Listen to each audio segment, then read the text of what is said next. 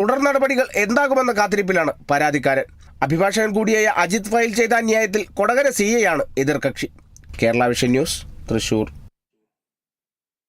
തൃശൂർ കുന്നംകുളം അഞ്ഞൂർ കുന്നത്ത് യുവാവിനെ ഇരുമ്പ് പൈപ്പ് കൊണ്ട് മർദ്ദിച്ചു കൊലപ്പെടുത്താൻ ശ്രമിച്ച സംഭവത്തിൽ 2 പേരെ അറസ്റ്റ് ചെയ്തു. അഞ്ഞൂർ കുന്ന് സ്വദേശി 28 വയസ്സുള്ള രാഹുൽ, ചിത്തന്നൂർ സ്വദേശി 35 വയസ്സുള്ള സുനീഷ് എന്നിവരാണ് പിടിയിലായത്. Kunnamkulam station house officer UK ഷാജഹാന്റെ നേതൃത്വത്തിലുള്ള പോലീസ് സംഘമാണ് പ്രതികളെ അറസ്റ്റ് ചെയ്തത്. അഞ്ഞൂർ കുന്ന് സ്വദേശി 29 വയസ്സുള്ള ഹാരിസിനെയാണ് പ്രതികൾ ആക്രമിച്ചത്. സംഭവത്തിൽ 1-ാം പ്രതിയെ പോലീസ് നേരത്തെ പിടികൂടിയിരുന്നു. ഇനി ഈ കേസിൽ ഒരു പ്രതിയെ കൂടി പിടികൂടാനുണ്ടെന്ന് പോലീസ് അറിയിച്ചു. കഴിഞ്ഞ 25-ാം തീയതി രാത്രി 9 മണിയോടെയായിരുന്നു കേസിനാസ്പദമായ സംഭവം. ആഞ്ഞൂർകുന്ന മൃഗാശുപത്രിക്ക് മുൻവശത്തെ റോഡിൽ വെച്ച് തിരഞ്ഞെടുപ്പിന്റെ ഭാഗമായി പതിച്ച പോസ്റ്ററുകൾ കേടുവരുത്തി എന്നാരോപിച്ചാണ് പ്രതികൾ യുവാവിനെ ആക്രമിച്ചത്.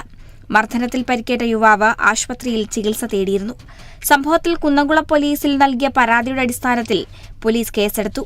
നടത്തിയ അന്വേഷണത്തിലാണ് പ്രതികളെ പിടികൂടിയത്. വൈദ്യപരിശോധനയ്ക്ക് ശേഷം കോടതിയിൽ ഹാജരാക്കിയ പ്രതികളെ റിമാൻഡ് ചെയ്തു. Kerala vision news, Thrissur.